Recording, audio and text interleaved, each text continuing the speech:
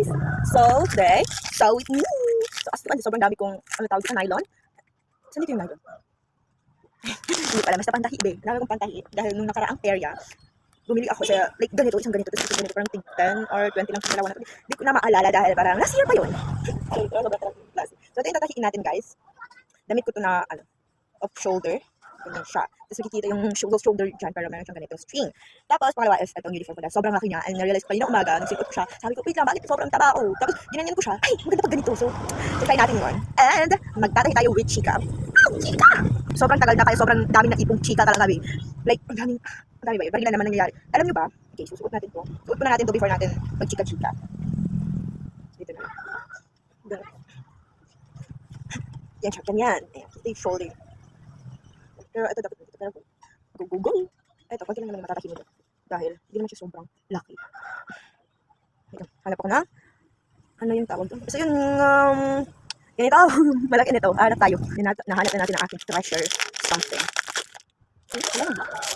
Ano yung dakwa? Ito kumuha. Hindi lang natin. Hindi. Kailangan natin magtipid. Dahil, saka ba siya? Tapos ganyan. Ito. Actually, sakto naman yung laki nito. Pero hindi nga lang siya pitted. Hindi siya pitted na rin. Sa katawan ko. So, I think I will need it. Hindi nasali. Ito. Sa kanila. Dito lang. Hindi natin siya sobrang isi-fit. Dahil, hindi ko rice. Ayan, done na siya. So, burn na natin para matahit na natin. So, gonna use this gray na pantahi dahil winala nila yung white tsaka black. Ganyan. So, ganito pala siya.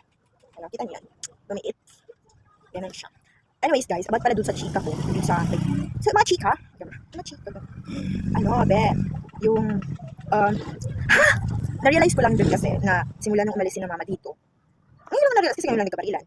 Dati kasi, pag may barilan na, pag may naririnig na putukan, kahit dyan lang. Tapos nandun yung parents ko sa, dun sa bukid, kung saan kami,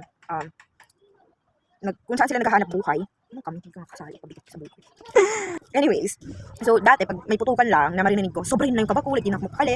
Kasi, alam ko, na malapit sila dun sa kung saan yung mga sundalo. So which means, malapit sila sa barilan. So syempre, sobrang nag-aalala na ako. Minsan, kahit wala akong load, napapalog talaga ako kasi, parents ko na yun. Parents na yung usapan doon.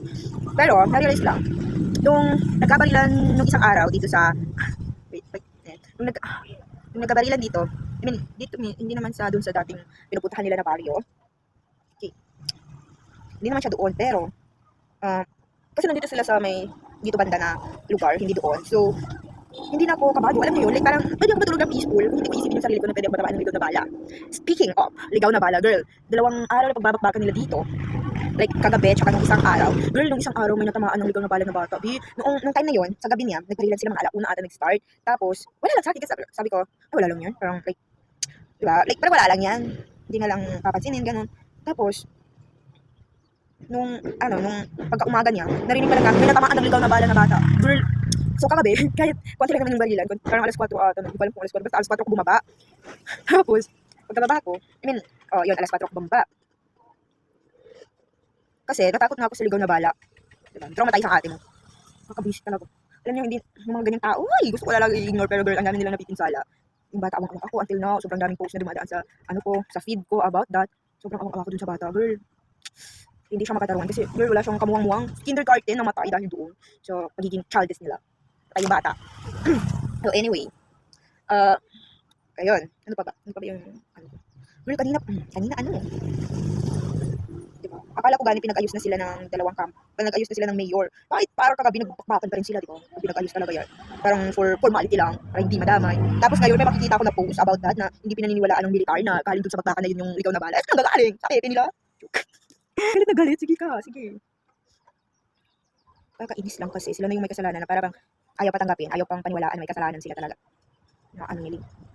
Ginajustify nila yung sarili nila. Sobrang, yun lang. Diba? Sa pananakit ko, hindi po tayo mano-mano. Tatapusin ko lang talagang busa na ako ng chika. Anyways, na-share ko lang pala yung about dun sa realization ko na hindi na ako pinakamulan. Sobrang laking pasasalamat ko na, na siya, parang, like, alaala na lang lahat ng ganun. Kasi talagang, yung bakbakan na ganyan, hindi siya, like normal lang naman, kahit normal naman sa bayan mo talaga yan. Kasi for me, like yes, kahit hindi na ako kinakabahan ngayon, I was still praying for the souls na, di ba, kinakabahan dyan. Yung pamilya, kasi ramdam ko yun siya. Bawat bakbakan may nangamatay, gano'n, di ba? Sana itigil na lang, kasi ano naman makukuha mo dyan? Be, hate rate kasi yan, and hate rate become, ano siya, range. Nagiging ego na nila yan pag nakatayan sila dahil sa bakbakan, minsan kahit sila naman hindi simula, di ba? Tigil na, be. Hindi naman kayo dyan para magparusa ng tao. Kayo para magbigay ng, ano, paparusahan din sa mga tao na nagkasala sa inyo, di ba? Para pataan dahil hindi tayo, nagbigay buhay.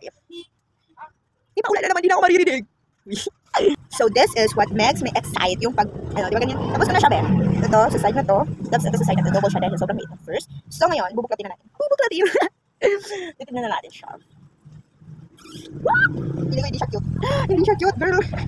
Hindi talaga siya cute. Suotin ko. Wait, the man! Here is it, guys. Look at. Ayan, fitted na siya. So, siguro mga 9 out of 10 yung rate ko dito dahil okay naman siya. Parang siya, talaga siya, girl. Next, guys. So, nasa next, kakahiin na tayo. So, next, chicken na rin. Let's go. So, mag-chains nylon tayo, girl. Ito, green. Hanapin ko pa dito kung saan yung start na ito. Tapos nanggugulo pa yan. Tignan mo. Girl, nakita ko siya for the first time. Hindi ko nang binukit-bukit ganun. Ito kasi sinira-sira ko pa ito bago ko siya maganyan talaga. Hay! So, paulan na, maingay na. So, lalakasan na natin ang ating boses. So, yung chika ko naman this time is about sa isang project ko. Dito sa isang, hindi siya advisor, isang professor or basta teacher, babe. So, hindi naman ganun kalaki yung sama ng loob ko dito sa tao na ito dahil, okay, sige. Pero girl, nagpagawa kasi siya ng project. Kasi baksak ang atin. So, hindi naman bagsak. Pero hindi na nakapasa yung exam ko. So, dahil hindi nakapasa, we need to do a project. So, okay, I did my part, I researched, and ang project na ito is about sa history. History na sports, kasi nga PE subject to. Tapos, hindi naman galal-galak yung, nakakatawa lang. Actually, nakakatawa siya. Hindi siya maraming problema sa akin, nakakatawa siya. So, ayan, gumawa na ako, nag-research na ako, nagpa-print na ako, ganun, tapos na, excited na ako siyang ipasa. No, kahapon. Excited ako ipasa siya kahapon. Kasi kahapon yung deadline niya. Pero na-postpone pa rin siya kasi nga, hindi kami nakapag-klase kahapon ng hapon. So, dapat, kahapon ng hapon ko ipapasa yung project na yun. Kasi nga, bakit hindi niya tinanggap yung project ko? Girl, kasi, mali daw yung name niya. Ang name kasi niya, like, Kela, blah, blah, blah, malabo. Ganon, parang basta yung name niya, kasi apelido niya, name niya, middle name niya, ganun yung nilagay ko. Tapos mali daw yung name niya. Sabi ko, hasan doon? Tapos tumawa yung sa kaklase ko, sabi niya, ito, kulang ka ng H. Ha? Ang ano kasi nun, Sam. Diba? Yung start ng name niya. So, doon daw sa O, dapat may katabi ng H. Ang ingat! Ayun, so may katabi daw dapat na H. So, pagkakamali ko, hindi ko tinanong yung advisory niya na kaibigan ko, yung mga friends ko na advisory niya, dahil mali daw. Hindi ko sila tinanong. So, okay, it's my mistake. Sige, ulitin natin. So, umulit ako ng, cover lang. Kasi, yun nga lang yung mali ko, yung name lang niya talaga. So, binako ko pa, be. So, inabot ngayon. Buti na lang tinanggap ngayon. Kasi, first of all, hindi ko naman siya mistake. Hindi mistake ko talaga kasi hindi ako nagtatanong ngayon. Hindi ka kasi nagtatanong. Hindi ako nagtanong sa friends ko about sa name niya. Hindi rin ako nag-research. So, wala talaga akong alam na dapat pala, yung name niya. Hindi, kasi, nakakatawa. Pero sige, pride niya yun kasi name niya. Ako nga, hindi okay sa akin na tawagin ako, mali yung name ko, di ba? So, sige, each of us has a pride.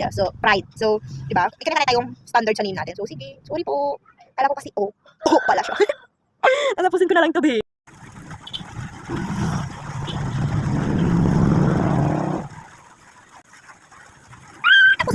Tapos na! We're done, so it's time to see what is the result of this. Ganyan. Ayan. Tara! Hindi ko makikita yung video. Kasi nandito siya banda. So, suot ko. Wait! Para lang talaga makita nyo. Hindi na ako nagsuot ng blouse up, pero may suot talaga dapat ng blouse. Ganyan. Tapos ayan. Diba? Lumiit siya. Pero lumiit. Pero hindi sobrang liit na hindi na ako kaya. Yung iba kasi ganyan ng shady. Pero ito lang. Okay lang. 9 again. And that's it for today's video, guys. Ito na yung suot ko. Natutulog na ako ng nakaganito. Hindi.